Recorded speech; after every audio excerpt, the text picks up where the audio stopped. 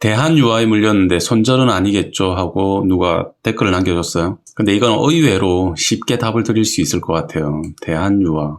일단 간단하게 먼저 차트를 한번 보면 이게 대한유화 주봉입니다. 주 단위로 봤을 때인데 2019년 1월부터 뭐 이렇게 있고 1년, 2년, 3년, 한 4년치 되죠. 이걸 어떤 식으로 볼 거냐면 연 단위로 일단 표시를 합니다. 이렇게.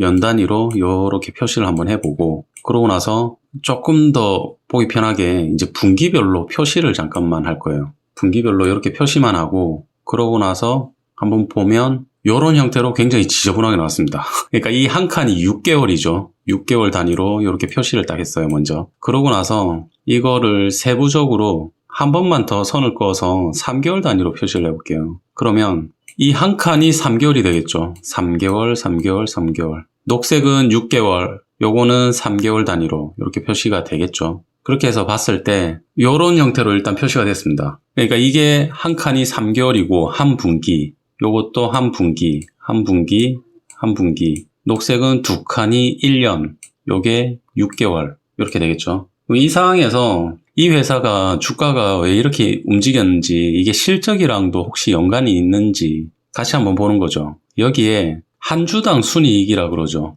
EPS 한 주당 순이익을 분기별로 하나씩 적어 올 겁니다. 그러면 이렇게 됐어요. 그러니까 한 분기당 실적 3개월 단위로 본 실적인데 단기 순이익을 주식수로 나눈 거죠. 그랬을 경우에 2019년부터 쭉 보게 되면 이때 한 주당 적자죠. 마이너스 1,700원. 이때 마이너스 4,600원. 근데 실적이 이렇게 나왔을 때가 바닥이었어요. 이때는 완전히 바닥은 아니지만 바닥 근처였고 이때 실적이 더 안 좋았으니까 이때가 마지막 내려간 바닥이었는데 그 이후로 어떻게 됐냐면 적자가 마이너스 4,600원이었는데 8,300원으로 엄청 좋아졌죠. 8,310원이었다가 8,340원 계속 주당 순이익이 좋아졌는데 이때 7,500원이었는데 이때 순이익이 약간 꺾이나 싶었죠. 7,500원. 그러니까 저 같은 경우는 만약에 이럴 때 꺾여 나갈 때 팔았을 수도 있을 것 같아요. 근데 그 다음 분기에 최대 실적이 나옵니다. 한 분기에 1,800원이 나와요. 이 이후로는 이걸 넘는 실적이 안 나왔는데 그 이후로 이제 실적이 꺾였죠. 8,900원, 4,700원, 적자 마이너스 1,535원. 그러니까 무슨 얘기를 하는 거냐면 말 그대로 실적대로 그냥 그대로 가고 있거든요. 이 차트는. 한 분기에 나오는 분기별 실적대로 그대로 가고 있는데 그 실적이 특이한 건 뭐냐면 실적이 갑자기 좋아졌다라고 하면 좋아지는 추세가 어느 정도 간다는 거예요. 실적이 적자였던 실적이 돌아설 때 엄청 좋은 실적이 나와서 돌아섰다가 그 실적이 계속 간다는 거예요. 어느 정도 추세로. 그러니까 그 좋아지는 실적대로 그대로 주가도 올라간 거거든요. 그러고 나서 여기서 실적이 한번 꺾이니까 꺾이고 나서는 또 꺾이는 대로 계속 내려가요. 실적이 계속 안 좋아요. 그러니까 이런 게 어떻게 보면 경기순환주의 어떤 특성인데 한 방향으로 계속 가죠. 실적이 좋으면 계속 좋은 쪽으로 가고 나쁘면 계속 나쁜 쪽으로 가는데 그러면 지금의 대한유화 주가가 어느 정도 수준일까라고 봤을 때 과거랑 비교해 봤을 때 저는 거의 한 이 지점 아닐까 싶거든요. 너무 억울하잖아. 이게 만약에 좀 더 내려갈 수 있는 바닥이 있다고 해도 지금의 주가가 만약에 이 수준이라면 지금의 주가가 이게 잠깐만 지나고 나서 이게 나올 텐데 이게 나오는 걸 많이 좀 어느 정도 또 생각해 볼 수도 있을 텐데 왜 그렇게 또 생각을 하냐면 이때 적자, 흑자, 적자였다가 이렇게 갔다 이걸 생각하는 게 아니라 이때 적자, 흑자 뭐 모양은 비슷하긴 한데 여기에 대해서 증권사들 전망이 다 나와 있어요. 주가 차트에 대한 전망이 아니라 실적에 대한 전망인데 일단 1분기 올해 1월, 2월, 3월 실적까지는 발표가 나와 있고 2분기 실적이죠. 4, 5, 6월 달 실적은 뭐 확정된 거나 다름없죠. 그걸 보면은 여기까지는 일단 다 발표가 나와 있는 겁니다. 여기서부터는 예상치인데 이것까지는 정확도가 굉장히 높아요. 이미 거의 실적이 나온 거나 다름없으니까 여기까지는 거의 확실하다라고 봐도 되고 요거는 이제 순수하게 예상치죠.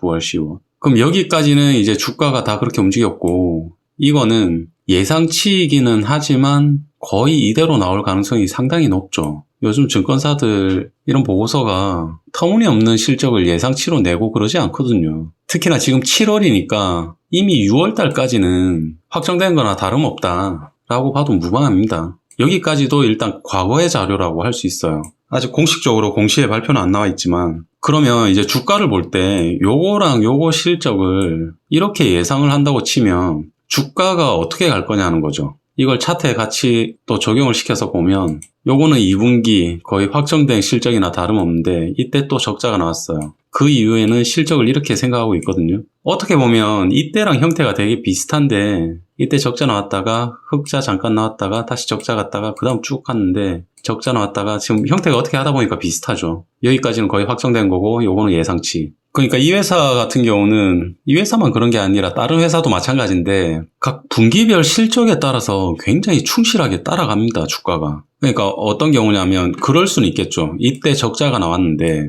이때 굉장히 좋은 실적이 나왔어요. 근데 그 다음 분기에 이걸 뛰어넘는 실적이나 이거랑 비슷한 실적이 또 나왔으면 이렇게 실적이 높게 나왔으면 주가 바로 날아갔을 겁니다. 이때. 근데 적자였던 게 흑자 이렇게 나왔다가 그 다음 다시 떨어지니까 7,500원에서 1,600원이니까 이렇게 튀어가지는 못했어요. 그거 나서 적자가 나오니까 다시 또 떨어졌던 거였는데 이게 이런 경우거든요. 적자 나왔는데 흑자가 나왔다. 근데 이걸 뛰어넘는 실적이나 비슷한 실적이 또 나왔다. 그러면 계속 주가가 날아가는 거거든요. 이런 유형의 주식에서는. 이게 언제까지 날아가냐면 실적이 확실하게 꺾였다 싶을 만큼 확실하게 표가 날 때 거의 여기서 이렇게 10,000원 단위 갔던 게 8,000원대로 내려올 때 이때쯤에 털고 나와도 됩니다. 그러니까 확실하게 이런 종목에 들어간다라고 하면 이때 이렇게 실적이 좋아졌을 때 들어갔다가 실적이 꺾이는 거 확인하고 나오면 되죠. 저 같았으면 아마 이때도 나왔을 수 있을 것 같아요. 8,300원에서 7,500원이면 꺾이나 싶어서. 왜냐면 이런 유형의 종목이 크게 갈 때는 진짜 분기 실적이 계속 이렇게 가거든요. 이때보다 그 다음 분기가 실적이 더 좋고 그 다음 분기가 더 좋고 그 다음 분기가 더 좋고 계속 그렇게 가요. 그래서 저였다고 치면 이 시기쯤에 한번 털 수 있을 겁니다. 그러고 나서 좀 물량을 좀 줄여서 가지고 가다가 이런 시기에 다 털고 아마 나왔을 거예요. 그냥 거꾸로 매수를 한다라고 하면 지금 거의 굉장히 좋죠.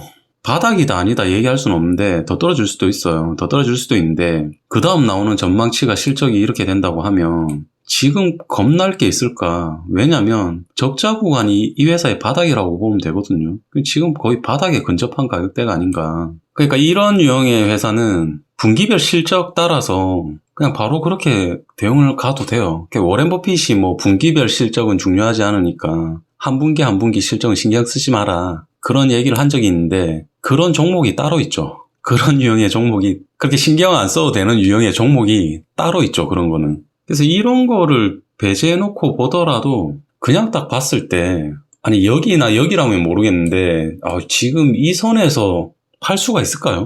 팔 필요가 있을까? 오히려 저는 거꾸로 매수를 생각해 볼 수 있는 구간일 것 같아요. 그러니까 이 회사가 주가가 이렇게 내린 게 이유는 있습니다. 당연히 실적이 이렇게 꺾였으니까 주가도 똑같이 내려간 건데 지금도 안 좋고 당장 바로 앞에도 별로 그렇게 좋지는 않아요. 근데 지금 나오고 있는 전망들이 앞으로 후반기에 실적이 좋을 거라고 하니까 뭐 이런 비슷한 유형을 또 생각을 한번 해볼 수 있겠죠. 후반기에.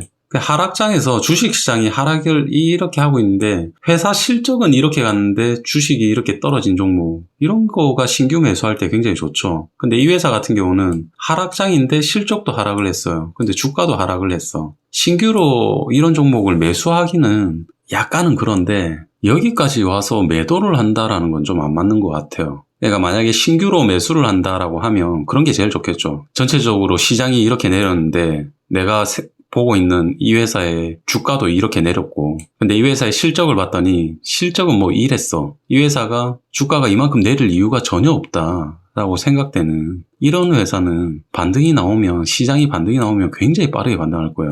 아마 이런 식으로 반등해버리겠죠. 이런 유형의 회사가 지금은 신규로 매수하는데 더 매력도가 높지 않을까 싶은데 뭐 대한유화 같은 경우도 지금은 너무 싸니까 평가상 쌌다라는 것도 있지만 지금 앞으로 실적 전망에 대해서 앞으로 실적 전망이 좋게 나오고 있으니까 나쁘지 않아요. 제 생각은.